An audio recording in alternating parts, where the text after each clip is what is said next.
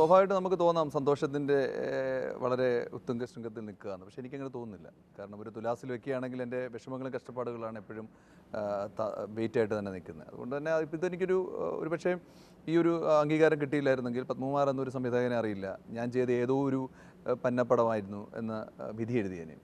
അപ്പോൾ ഈ തുടക്കത്തിൽ പറഞ്ഞുകൊണ്ട് നന്മ എന്ന് പറയുന്നത് പ്രകൃതിയാണെങ്കിൽ നമ്മുടെ ഓരോ ശ്വാസവും തിരിച്ചുവിടുന്നതും പ്രകൃതിയിലേക്കാണ്, സ്വീകരിക്കുന്നതിലാണ്. അപ്പോൾ നമ്മുടെ ഈ സ്പന്ദനങ്ങളൊക്കെ അവിടെ രജിസ്റ്റേർഡാണ്.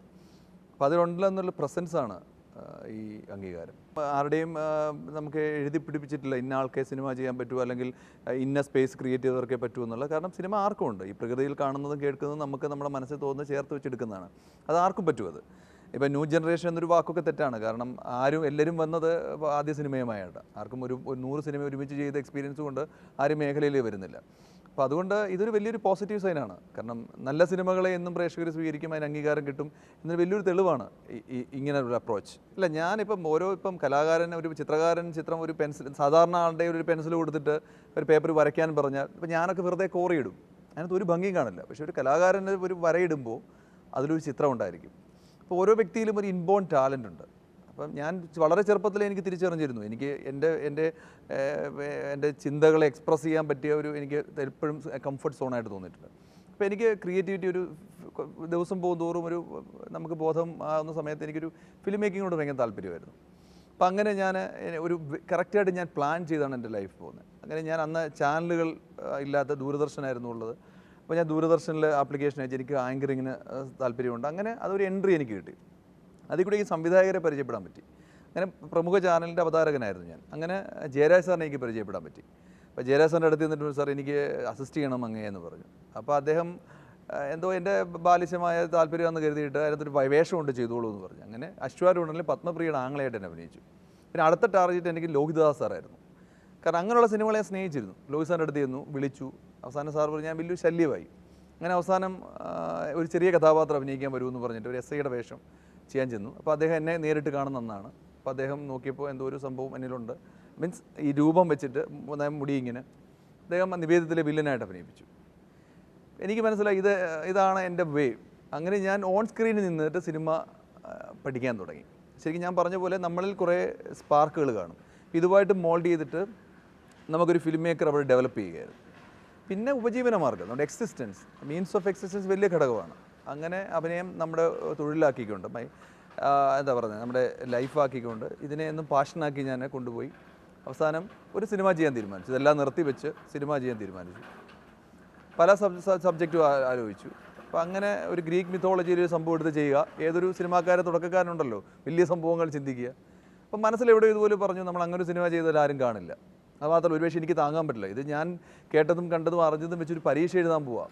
അതായത് ഞാൻ ഈ ഹെവി ആയിട്ടൊരു ഇപ്പം IASൻ്റെ പരീക്ഷ എഴുതാൻ പോയാൽ ഒരുപക്ഷെ അത് കിട്ടില്ല.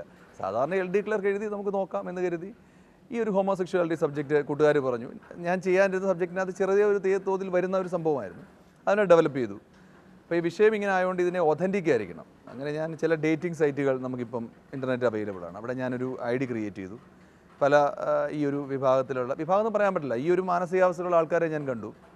ഒരു വർഷത്തോളം അവരോട് സംസാരിച്ചിടപെട്ട് ഒരു രൂപരേഖ ഉണ്ടാക്കിയെടുത്തിട്ട് ഇതിനൊരു ടെക്നിക്കൽ സൈഡ് വേണമല്ലോ, എത്രമാത്രം സത്യം കള്ളം.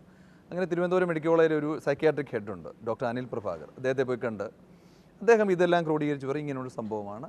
അങ്ങനെ എടുത്തൊരു സിനിമയാണിത്. വെൽ പ്ലാൻഡ് ആയിരുന്നു ഇത്. ഞാൻ ഇത് നാഷണൽ അവാർഡിൻ്റെ വക്കിൽ നിന്നും വഴുതിപ്പോയൊരു സിനിമയാണ്. അപ്പം ശരിക്കും എനിക്ക് അവാർഡ് കിട്ടണമെന്ന് ആഗ്രഹമായിരുന്നു. അത് എൻ്റെ അവാർഡ് എൻ്റെ മേശപ്പുറത്ത് വെക്കാനോ അല്ലെങ്കിൽ എനിക്കത് കണ്ട് കൂട്ടുകാരുടെ മുമ്പിൽ എനിക്ക് അവാർഡ് കിട്ടുമെന്ന് പറയാനോ അല്ല. പത്മകുമാർ എന്നൊരു ക്രിയേറ്റർ ഉണ്ടെന്ന് എനിക്ക് എന്നെ ബോധിപ്പിക്കണം. എനിക്കൊരാളുടെ മുമ്പിൽ പറയാൻ ഇത് ഇയാളെ ഒരു പടം ചെയ്തു, അയാൾ അംഗീകരിച്ചു എന്ന് പറയണം. അതിനുവേണ്ടി ഞാൻ പ്രാർത്ഥിക്കാറുണ്ടായിരുന്നു. എനിക്ക് അവാർഡ് വേണം, അതെൻ്റെ ആവശ്യമാണത്. കാരണം എനിക്ക് വേണ്ടിയല്ല, എൻ്റെ നിലനിൽപ്പിന് വേണ്ടി. ഞാൻ നാഷണൽ അവാർഡ് തട്ടിപ്പോയി, ഓക്കെ, ഇത് അവസാനത്തെ പിടിവള്ളിയാണ്. പക്ഷേ ഇത് എനിക്ക് തലേദിവസ പത്രങ്ങളിൽ എൻ്റെ പല സിനിമയുടെ പേര് എൻ്റെ സിനിമയുടെ പേരില്ല. എന്നാലും ആ വിശ്വാസം ഞാൻ കൈവിട്ടില്ല. അന്ന് തൊട്ട് മുമ്പ് ഞാൻ ചാനൽ വെച്ച് നോക്കിയപ്പം അല്പസമയത്തിനുള്ളിൽ അവാർഡുകൾ പ്രഖ്യാപിക്കുമെന്ന് പറയുമ്പോൾ പല സിനിമകളിലും കാണിക്കുന്നുണ്ട്, നമ്മുടെ സിനിമയില്ല, ഒരു ക്ലിപ്പ് പോലും ഇല്ല. അപ്പം ഞാൻ വെച്ചാൽ പോട്ടെ, എന്നിട്ട് എൻ്റെ ചങ്കിടിക്കുന്നുണ്ടായിരുന്നു. എന്തിനും പ്രതീക്ഷ. നെക്സ്റ്റ് ഏറ്റവും നല്ല രണ്ടാമത്തെ സിനിമ എന്ന് കേട്ടപ്പോഴും, സുദേവ് ബെസ്റ്റ് ആക്ടർ എന്ന് കേട്ടപ്പോഴും, രണ്ടാമത്തെ സിനിമയ്ക്ക് ഇട്ടില്ലെങ്കിൽ സന്തോഷമില്ല. പക്ഷേ സുദേവ് അത് ഞാനാണ്, മീൻസ് എൻ്റെ കഥാപാത്രമാണത്. കാരണം പല താരങ്ങളും തട്ടിക്കളഞ്ഞ ഒരു കഥാപാത്രം അത് എൻ്റെ സൃഷ്ടിയാണ്. അവിടെ ഞാനെന്ന ഫിലിം മേക്കർ അവിടെ ജനിക്കുകയായിരുന്നു. ശരിക്കും പറയുകയാണെങ്കിൽ അത് എൻ്റെ മനസ്സിൽ ജനിക്കുകയായിരുന്നു. ഞാനെന്ന നടനായിരുന്നു എൻ്റെ ഏറ്റവും വലിയ പ്രശ്നം. കാരണം ഒരു ഈഗോ ക്ലാഷ്, അവരുടെയൊക്കെ ഒരുപാട് താഴെ അഭിനയിക്കുന്ന ഞാൻ അവരെ വെച്ചിട്ടൊരു സിനിമ ചെയ്യുമ്പോൾ ഒരിക്കലും അക്സെപ്റ്റ് ചെയ്യില്ല. ഏറ്റവും രസകരമായി തോന്നിയത് ഫഹദിനെ ഞാൻ കണ്ടിരുന്നു. അദ്ദേഹം നല്ല മനുഷ്യൻ. അദ്ദേഹം എന്നോട് പറഞ്ഞു എനിക്ക് ഇഷ്ടപ്പെട്ടു സംഭവം, പക്ഷേ എനിക്ക് അഞ്ജലി മേനോൻ്റെ ബാംഗ്ലൂർ ഡേയ്സാണ് എൻ്റെ പ്രയോറിറ്റി, എനിക്കത് ചെയ്യണം എന്ന് പറഞ്ഞു. അപ്പോൾ അദ്ദേഹത്തോട് വളരെ നന്ദിയോടുകൂടി ഞാൻ ഇറങ്ങി. മറ്റൊരു താരം ഞാൻ വിളിച്ചു, അദ്ദേഹം സ്ഥിരമായിട്ട് ഞാൻ വിളിച്ചു, സ്നേഹത്തിൽ സംസാരിച്ചു. അപ്പോൾ അദ്ദേഹം കരുതിയിരുന്നത് എനിക്ക് അഭിനയിക്കാൻ വേണ്ടി സിനിമയുടെ സംവിധായകൻ്റെ ലേവലിൽ ചെല്ലുകയാണെന്ന് കരുതി. എന്നോട് പറഞ്ഞു ഒരു പടമുണ്ട്, ഒന്ന് അഭിനയിക്കാൻ പറയണം, ചെറിയ വേഷമാണ്, ലൊക്കേഷൻ വെച്ച് ഡിസ്കസ് ചെയ്യാമെന്ന് പറഞ്ഞു.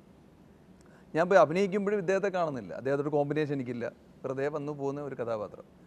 അദ്ദേഹം എന്നെ വിദഗ്ധമായിട്ട് ഒഴിവാക്കി. അവസാനം പറഞ്ഞു എനിക്ക് സ്ക്രിപ്റ്റും ഡിസ്കസ് ചെയ്യണം, പ്രൊഡ്യൂസർ ആരാണ്, പ്രൊഡ്യൂസറെ അറിയണം, പിന്നെ സൂക്ഷിച്ച് ചെയ്യണം എന്നൊക്കെ ഉപദേശിച്ചു. അപ്പോൾ ഞാൻ പ്രൊഫസർ ഞാൻ എന്തായാലും പിന്മാറുകയാണ്, കാരണം എനിക്ക് കഥാപാത്രത്തിൽ വിശ്വാസം ഉണ്ടെന്ന് പറഞ്ഞ് സ്നേഹപൂർവ്വം പിന്മാറി. അപ്പം അങ്ങനെ ഒരുപാട് പ്രശ്നങ്ങൾ നേരിട്ടിരുന്നു.